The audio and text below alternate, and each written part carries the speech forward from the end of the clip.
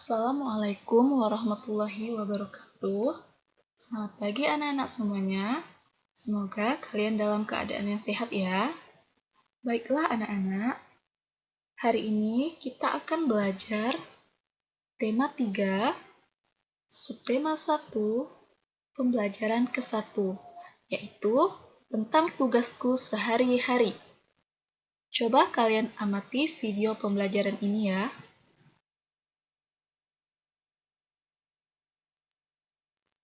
Tugas hari-hari.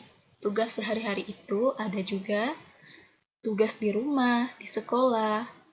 Jadi hari ini yang pertama kita akan membahas tugas anak soleh di rumah. Coba kalian buka buku kalian pada halaman 1 dan halaman 2. Kalian amati gambar di bawah ini. Salman memiliki beberapa tugas di rumah. Selesai sholat subuh, Salman dan Sofia belajar mengaji. Ibu adalah guru mengaji mereka. Tugas Salman selanjutnya adalah menyapu halaman.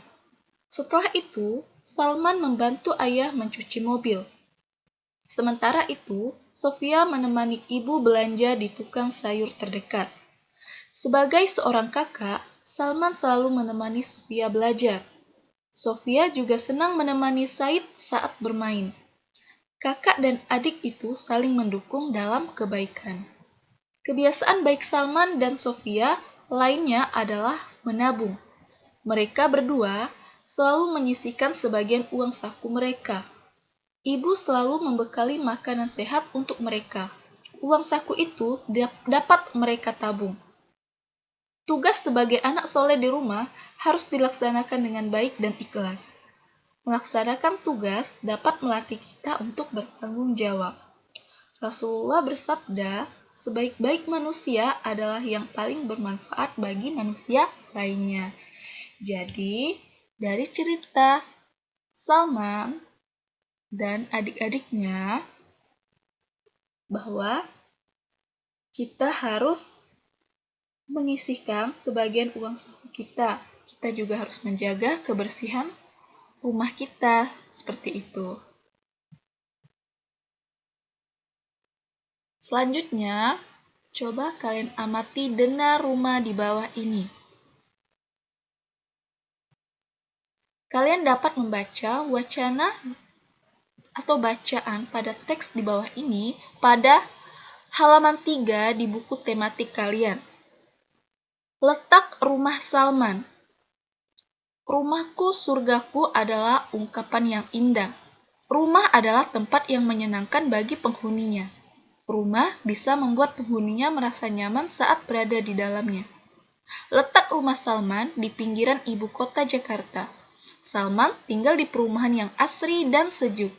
Di perumahannya masih banyak pepohonan dan taman bermain yang indah. Warganya pun masih suka bekerja bakti membersihkan lingkungan perumahan.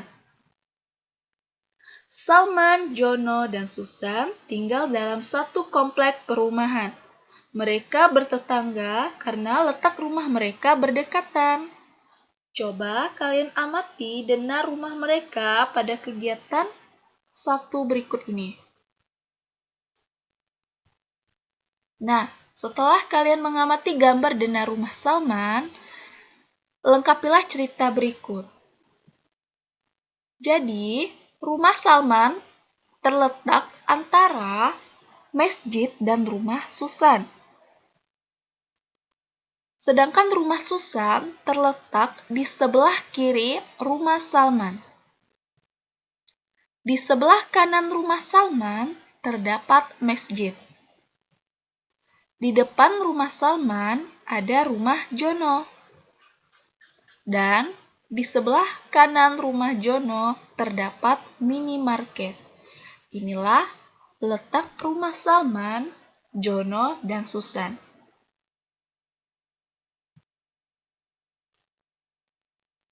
Lingkungan geografis. Lingkungan geografis di rumah Salman. Rumah Salman adalah contoh rumah yang sehat. Lingkungan rumah Salman adalah contoh lingkungan sehat. Jadi, rumah dan lingkungan sehat adalah lingkungan yang kondisi udara, air, dan tanahnya bersih, serta terbebas dari pencemaran dan polusi. Ciri-ciri lingkungan sehat. Yang pertama, lingkungan yang sehat mempunyai kualitas udara yang bersih dan nyaman ketika dihirup. Yang kedua, di dalam lingkungan yang sehat juga tersedia sumber air bersih yang mudah untuk didapatkan. Yang terakhir, lingkungan yang sehat juga terdapat banyak pepohonan yang rindang dan bisa membuat situasi lingkungan menjadi lebih dingin dan nyaman. Ini adalah ciri-ciri lingkungan yang sehat. Jadi anak-anak, lingkungan rumah yang sehat adalah lingkungan yang kita inginkan. Semua anggota keluarga wajib menjaga kebersihan di dalam maupun di luar rumah. Di lingkungan geografis rumah Salman ada terdapat masjid, warung, taman, dan rumah teman-teman sekolahnya. Jadi, menjaga lingkungan rumah agar tetap bersih dan sehat merupakan bentuk ketaatan atas perintah Allah Subhanahu wa Ta'ala. Rasulullah bersabda, "Sesungguhnya Allah itu Maha Suci yang menyukai hal-hal yang suci. Dia Maha Bersih yang menyukai kebersihan. Dia Maha Mulia yang menyukai kemuliaan. Dia Maha Indah yang menyukai keindahan. Karena itu, bersihkanlah tempat-tempat kalian." Hadis riwayat Tirmizi. Selanjutnya, kita belajar mengenal pecahan nilai uang. Coba kalian amati gambar di bawah ini. Setiap hari, Salman dan Sofia diberi uang saku. Mereka selalu menyisihkan sebagian uang sakunya untuk ditabung. Mereka menabung di celengan. Celengan itu adalah hadiah dari ayah dan ibu karena rajin membantu di rumah. Ibu selalu memberikan uang saku dengan berbagai pecahan uang. Nah, kalian harus mengetahui apa itu uang. Uang adalah alat pembayaran yang sah. Pemerintah Indonesia mengeluarkan beberapa pecahan uang logam dan kertas. Rupiah adalah mata uang negara kita, Republik Indonesia. Simbol mata uang negara kita adalah rupiah yang biasa ditulis Rp. Jenis uangnya terdiri dari ada uang logam, seperti ini contohnya, dan juga ada uang kertas. Ini contoh uang kertas, seperti itu. Nah, setelah kalian mengenal pecahan nilai uang, selanjutnya amatilah pecahan uang logam di bawah ini. Di sini ada uang logam Rp1.000. Uang Rp1.000 dapat kita tulis seperti ini. Rp Rp1.000. Dibaca Rp1.000. Yang kedua, uang Rp500. Dapat ditulis Rp500 dan dibaca Rp500. Nah, semoga kalian paham ya apa yang Ustazah jelaskan. Selanjutnya yaitu membandingkan pecahan nilai uang. Nah, ini ada pecahan nilai uang, pecahan logam. Rp500 lebih kecil dari Rp1.000. Rp500 lebih kecil dari Rp1.000. Selanjutnya, Rp500 itu lebih besar dari Rp200. Nih, Rp500 lebih besar dari Rp200. Seperti itu ya anak-anak.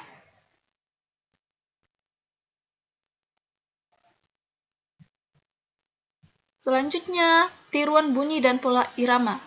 Ada banyak bunyi di sekitar kita. Jika bunyi-bunyi dimainkan berulang, maka akan menghasilkan pola irama.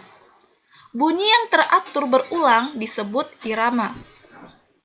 Adapun contoh tiruan bunyi yang dapat kita temukan di sekitar kita, yaitu yang pertama, bunyi yang dikeluarkan oleh uang logam.